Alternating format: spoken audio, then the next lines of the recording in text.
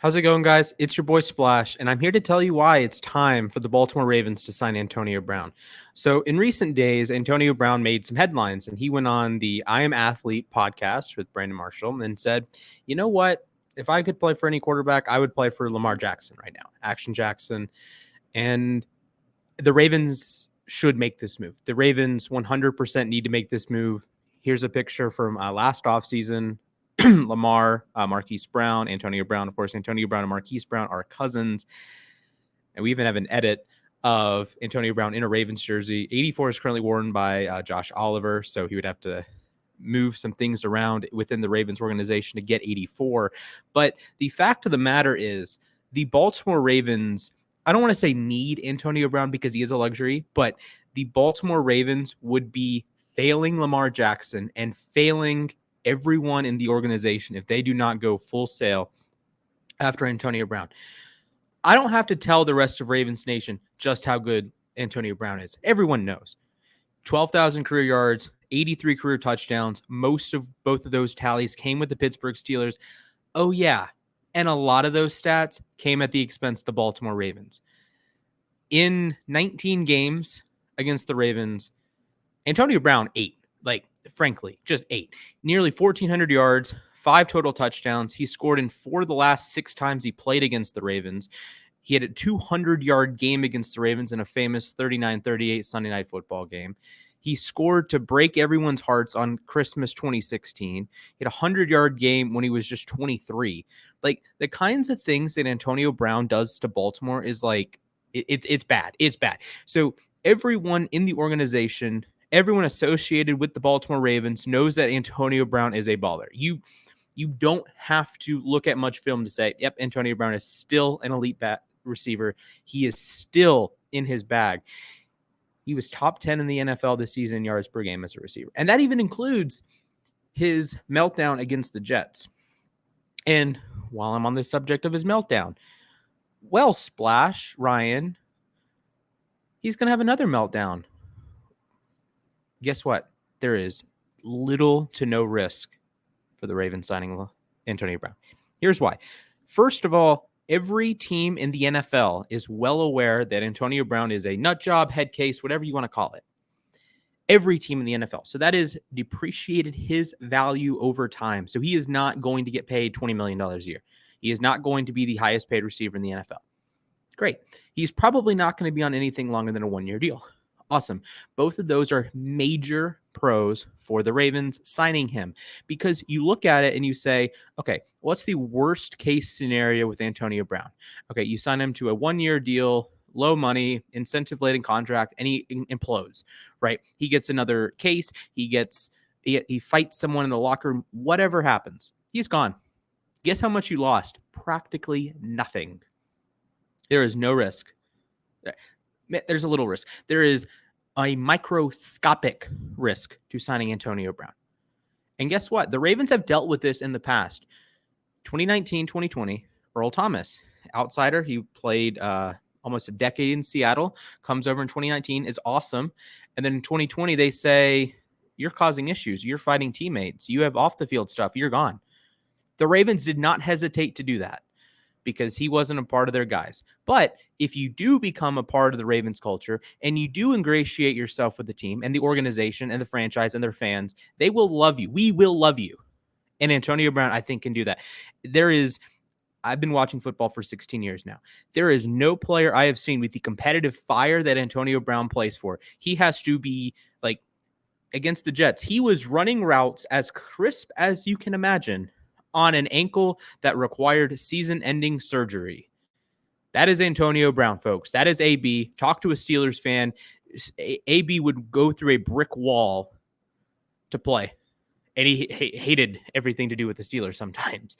So you want competitive edge. You want a guy that has been there, done that, has won a Super Bowl, has been in the biggest moments. Who clinched the 2010 AFC title game for the Steelers? Oh, that's right. A rookie Antonio Brown. Who iced away a Christmas rivalry game? Oh, that's right. Antonio Brown. Who had a touchdown in the Super Bowl last year? Oh, yeah, that's right. Antonio Brown. You're getting one of the most clutch players in the NFL the last 20 years. You were getting one of the most competitive players in the NFL in the last 20 years. And you were getting a first ballot Hall of Fame kind of receiver who is still balling. With Tampa this year, 42 catches, 545 yards, 4 touchdowns, that's 78 yards per game. And remember, that includes the blow-up game against the Jets that he only had a couple catches. He only had 26 yards. He had 3 games with 100 yards this season, had a game with 93, had another game with 63, almost had a touchdown in that game to ice it against the Patriots. He is still Antonio Brown. I know he's going to be 34 in a couple weeks, or a couple months, sorry. I get that. But he's still Antonio Brown, and he still brings such a competitive edge. And if you say, well, he's going to bring off the field problems, maybe. But then you can just cut him. No problems. And I think if there's any organization that would be accepting to Antonio Brown in terms of like the current personnel, it is a team that he has a cousin on, Marquise Brown. He has a good friend on, Lamar Jackson. I know he's good friends with Brady, and that didn't end up well, but I think there's a different vibe with Lamar and Antonio Brown, and then you throw Marquise Brown in there and you say, look, Antonio, if you keep your head on for 8 months, 9 months, we can win a Super Bowl. And that's the point that I'm trying to make here. The Baltimore Ravens are in the most critical offseason in their history. They became a franchise in 95, 96. This offseason is the offseason, like the Ohio State University. This is the offseason for the Ravens. Why? Lamar Jackson's getting a bag next offseason. At some point this summer during the season, Lamar Jackson is going to sign a gigantic contract that is going to cripple the organization moving forward. Not because Lamar Jackson can't play. He's awesome. I'll pull up the stats in a second for Lamar. But the difference between what Lamar is making now, which is barely anything on the cap, versus what he's going to make for the next X number of years is going to be gigantic. The Ravens must use this season to go all in. You put all of your resources into this season. You go out and get, like, you splurge in free agency as much as you can. You trade draft picks and get guys on a 1-year deal if possible. You want this team to be the best team ever in Ravens history. You want this to be the team, right? Because Lamar is making practically nothing. You can build the other 52 players around Lamar to be the best possible. You have receivers. You have Mark Andrews. I think you should have competent offensive linemen. You're getting Humphrey back. You're getting Peters back. He could be a cap casualty, but I'm saying you go out and acquire the superstar talent if it's available. Antonio Brown, come here on a 1-year deal. If you're awesome, you can go elsewhere next year. I don't know how much Marcus Williams wants, but I would be more than happy paying him a boatload of money to come here for 1 year, win a Super Bowl. Why? Because next year is going to be different. Next 2023 and beyond for the Ravens is going to be a different era of Ravens football because Lamar is no longer on his rookie deal. He's either not going to be on the team, which would be bad, or you're paying him $40 million.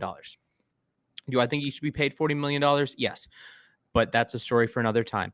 So you are in this window of, we must win a Super Bowl. We must field a competitive team. We cannot go 8-9 again. The odds are you're not going to have as many injuries as you did in 2021. Awesome. You have to field as much of a competitive team as humanly possible. You have to put yourself in the best situation to win as many games as possible. And you have to put yourself in a situation that you can win a Super Bowl before Lamar Jackson makes $40 million. Look what happened to the Ravens in 2012. They won the Super Bowl. They pay Flacco, and then 13, 14, 15, 16, 17, 18. They had one awesome year that they were pretty good and could have won a Super Bowl if they don't blow a 14-point lead twice to the Patriots in 2014. But 8-8 in 2013, 8-8 in 2016, 9-7, missed the playoffs by a game in 2017, 8-8 in 2016, 5-11 when Flacco gets hurt in 2015. That's unacceptable. But why did that happen? Oh, the quarterback accounts for so much of your cap with Flacco that you couldn't build the requisite pieces around him. Lamar is better than Flacco, so you're going to have a higher floor. So those 8-8 seasons might have been 9-7 or 10-6. So you might be in the playoffs and have more licks at the apple, more licks at the Tootsie Roll Pop. But you have to maximize talent, and getting Antonio Brown in the building is maximizing your talent.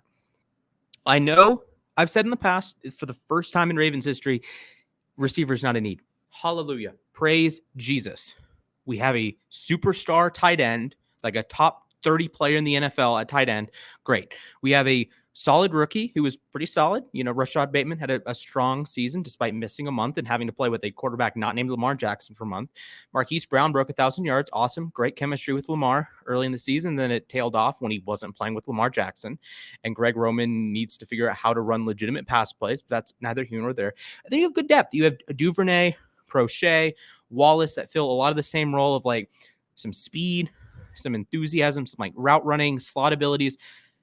Antonio Brown fits nicely right there, right as that number, like I would say 1B option, because Lamar is so good over the middle of the field to Andrews. So just based on where Lamar is looking on a play, I think Andrews would be the 1A, Antonio Brown is the 1B. Then Marquise Brown is in his perfect role as a more deep threat kind of guy. Like, think about this. If you're running 11 personnel, if the Ravens are running 11 personnel this year, and it's Lamar in the gun, Dobbins next to him, your three receivers are Bateman as the prototypical X, Hollywood on the other side on the outside, Antonio Brown in the slot, and Mark Andrews at tight end. That is awesome. That is the best 6-man combination in Ravens history. Andrews is the best tight end in NFL, or not in NFL history, in Ravens history. You're gonna have a solid X receiver in Bateman. Antonio Brown is Antonio Brown. Marquise Brown is a premier deep threat when given the opportunity. He was at the league lead in touchdowns on deep passes for most of the season, and then Lamar got hurt, and we stopped throwing deep balls to Marquise Brown that were within 20 yards. And then you throw in J.K. Dobbins, who I think is going to be a 1,000-yard rusher this season. Oh, yeah. And then you throw in a former MVP at quarterback who has been historically very, very good. That is an awesome offense. Remember, the 2019 Ravens led the NFL in scoring. They scored well over 500 points. I think you have the potential to do that again. And then you have the restructured offensive line. You're getting Ronnie Stanley back. Even if Ronnie Stanley is an average left tackle, that's an improvement over Alejandro Villanueva. Left guard, whether you go with Cleveland, I would go with Cleveland, more upside over Powers. You have Bradley Bozeman, rock solid center. Kevin Zeitler, one of the best pass protecting right guards in the NFL, very good guard. And then you have Makari or Jawan James, whoever you want to play at right tackle. As long as they're like somewhat competent and you have 5 somewhat competent offensive linemen, that's sometimes all you need. You can have your Zach Martins, you can have your David Bakhtiaris, you can have your Trent Williams, but it doesn't matter when you have one weak spot, right? The 49ers, for example, it doesn't matter how good, Williams, Tomlinson, Mack, I'm blanking on their right guard. It doesn't matter how good that is if your right tackle is a turnstile, right? Or look at the Browns. It doesn't matter how good Wills, Bitonio, Treader, Teller is if Jack Conklin's not in the lineup. And it's like, was it Fred Hance? If he's getting beat every play, you're done. So I think the Ravens have immense offensive value this year. I don't want to talk about the defense. It could be a disaster, although we do have we'll have a new defensive coordinator in Mike McDonald. Congratulations. But the Ravens need to go after Antonio Brown. They must go after Antonio Brown. And this is a critical junction in the franchise. You don't screw up quarterback. You cannot screw up quarterback. But when you pay a quarterback, you decrease your margin of error. You make it that much harder to go to a Super Bowl. You need a lot of things to go right to win a Super Bowl with a quarterback making $40 million. The quarterback has to be at the top of their game. And the rest, you have to squeeze as much talent out of the draft as you can and get, like an Odafe Owe playing a premium position at edge, first round rookie deal, right? Or getting like 2019 Marlon Humphrey. All right. Rookie deal. He's the third best cornerback in the NFL. That is what you have to do. And the Ravens need to hit on their draft picks this year and moving forward.